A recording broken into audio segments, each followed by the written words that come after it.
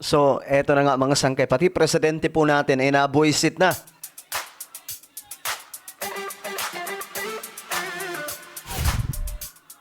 Hello, what's up guys? This is me. We are back dito sa ating YouTube channel. Kamusta po kayo mga kababayan?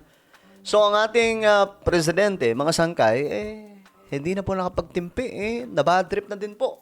Matapos makita mga sangkay ang basura na talagang namang sandamakmak. Yan na nga po ang sinasabi po natin mga sangkay na matagal na po itong problemang to sa Pilipinas pero hindi pa rin po masolusyonan. At para po sa inyong kaalaman mga sangkay, hindi po si PBBM ang susolusyon yan. Mag-a-approve lang po siya mga sangkay pero ang gagawa ng hakbang dyan, yung Kongreso.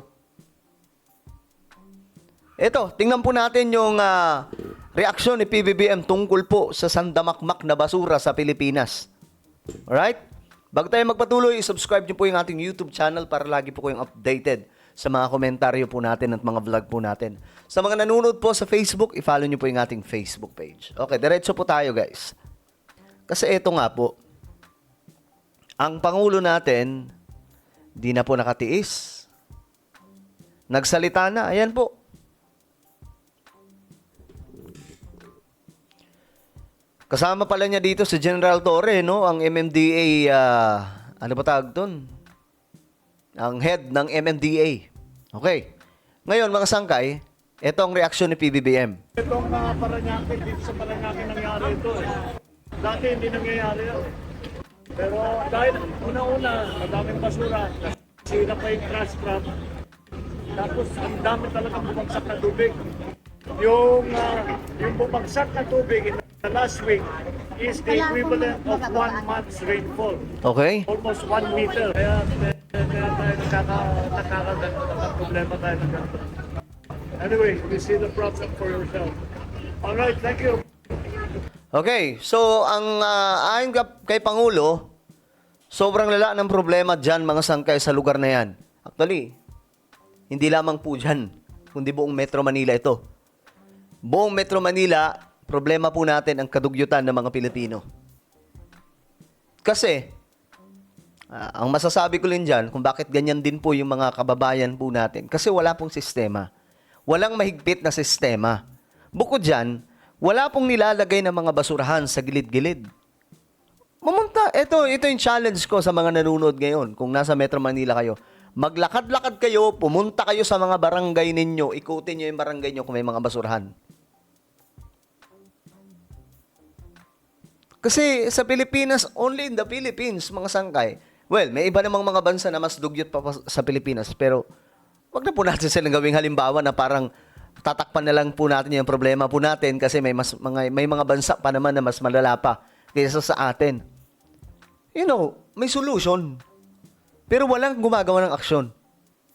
Alam niyo mga sangkay, marami pong mga ordinansa, mga batas sa mga barangay, mga pamayanan ang meron. Pero hindi po yan natutupad. Kasi wala rin pong, alam niyo yun, ultimo basurahan. Ito papakita ko po sa inyo. Ultimo basurahan.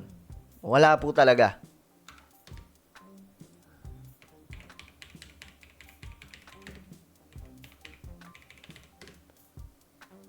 Ayan. Ito. Hanap tayo. Metro Manila. Yun. Ayan mga sangkay. Halimbawa na lamang po ito. Ayan, may mga nakikita ba kayong basurahan dyan?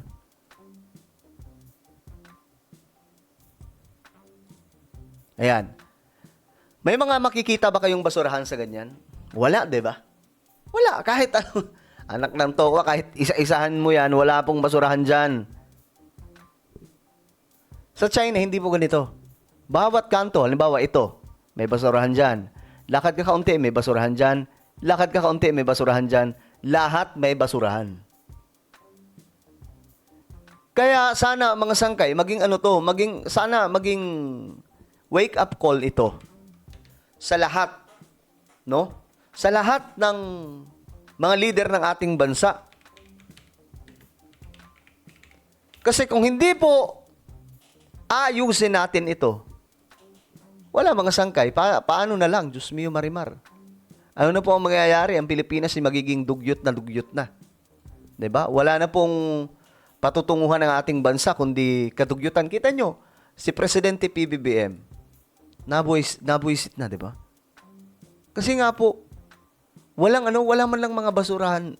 Actually, dapat naglalagay po tayo ng basurahan sa mga kalye. 'Di ba? Naglalagay dapat ng mga basurahan sa mga gilid-gilid. Hindi po yung tipong kailangan po pong hanapin yung basurahan kung saan itatapon. 'Di ba? Kaya ang hirap po sa Pilipinas, ang hirap po sa ating bansa. Kasi hindi po disiplinado. Walang disiplina sa Pilipinas kasi wala rin po sistema. Sa ibang bansa, bawat kanto, mayroon pong basurahan. Kaya si PBBM, nabuisit na yung mga sangkay. Ano sabi niya dito? Yan, itinuro ni Pangulong Bongbong Marcos ang dami ng basurang naipon. Mga nasirang trash drop at halos isang buwang dami ng ulan na bumuhos. Kita niyo mga sangkay. Isa pa po yan. Hindi na po normal ang panahon natin ngayon. 'Di ba? Malala na po. Yung pagbuhos ng ulan, malala po talaga. Kasi may climate change. Isipin nyo sabi po dito, ang dahilan ng maladagat na basura sa Parañaque City, dagdag ng Pangulo, hindi raw nangyayari ang ganito noon. Ang isa sa dahilan, mga sangkay, syempre basura. Tapos pangalawa, yung isang buwan na dami ng ulan ang ibinuhos, mga sangkay, sa loob lamang ng ilang araw. Ganyang kadami. Kaya halos yung mga basura, tambak po, mga sangkay. Talagang maladagat. Dagdag pa niyan, yung mga kababayan po natin, wala pong disiplina. Kung dugyot yung mga politiko, dugyot na rin po yung mga kababayan po natin. Di ba? Maglakad-lakad po kayo sa kanto. Try nyo lang. Makikita nyo ang dami-daming basura. Kahit kakaunti, makikita ka. Makakakita ka talaga. So, may climate change na nga, tapos tayo, wala pa sa ayos, wala pang sistema, mga sangkay. Paano na lang ang problemang to? So, kailangan ng sistema dito. Sa mga congressman, it's time para gumawa kayo ng batas. Para po sa garbage, ano ba tawag dito? Yung sistema, paano kinukuha yung basura, yung sistema, paano maglalagay ng basura. Ako, nakikita ko dito, magpasa sila ng batas na magkakaroon po ng budget para po malagyan ng mga basurahan lahat ng mga kanto ng bawat barangay at bawat kakalsadahan. Yun. Tapos, yung mga basurahan na yun, hindi po yung kukunin lang isang linggo, 2 beses, di ba? 2 to 3 times kinukuha ng truck. Hindi po ganun. Ang baho na po niyan pag ganun katagal. Sa ibang bansa, mga sangkay, lagi-lagi, halos oras-oras may kumukuha. Hindi na po truck ang kumukuha. Or sa Japan, mga sangkay, mayroong truck. Pero pag nilalagay yung basura, rekta po siya, mga sangkay, nilalagay po sa kung saan po siya dapat mapunta. Halimbawa, ito, pwedeng i-recycle. Ito naman, talagang makakatulong ito para matulungan yung environment. Halimbawa, mga papel, ginagawa pong, nire-recycle nila for yung iba, mga sangkay, di ba? Yung mga dumi. Nirerekta po, ginagawa pong, o kaya mga kakanin, ginagawang abuno yung iba, mga sangkay. Ganun po sa ibang bansa. Sa Pilipinas, di ba, ang kailangan natin, bukod sa mga basurahan sa kalye, lahat may mga basurahan, dapat may halos oras-oras na may kukuha niyan. Kahit yung mga demotor na lang, kukunin yung basura, itatapon sa kung saan mang basurahan na pwede nilang ilagay mga sangkay. Dapat may sistemang ganun. Halimbawa, may truck na pagdadalhan, tapos itong truck na to, ito na yung magdediretso doon sa lagayan ng basura. Di sana hindi dugyot ang Metro Manila at ang buong Pilipinas kung ganyan ang sistema. Tapos, yung mga Pilipino, matututo ng magtapon ng basura sa tamang basurahan. Di ba, hindi na sila yung tapon ng tapon. Kasi maihihiya na sila Maihiya na sila. Tapon ako may basurahan naman. Di ba bawat kanto, mga barabarangay dapat mayroong mga basurahan. Bawat kanto, hindi yung dito may basurahan, doon wala.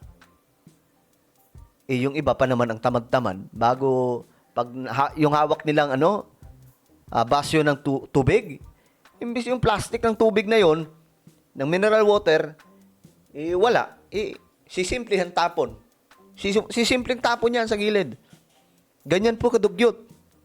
Diba? So sana mga sangkay, maayos po ito. Ito nyo, ang presidente po natin, no? Pangulong Marcos na sa maladagat ng basura sa Parañaque, dati hindi nangyayari yan. Kita nyo, palala po yan ng palala. Actually, malala lang po talaga ngayon mga sangkay, pero nangyayari na po yan noon. Kasi nga, kita nyo pagkatapos ng baha, makikita nyo naglilitawan yung basura, sobrang dami. Diba? Well, ano po ang inyong opinion? Comment down below. Meron tayong YouTube channel. Ito po ay Sangkay Revelation. Hanapin nyo po ito sa YouTube.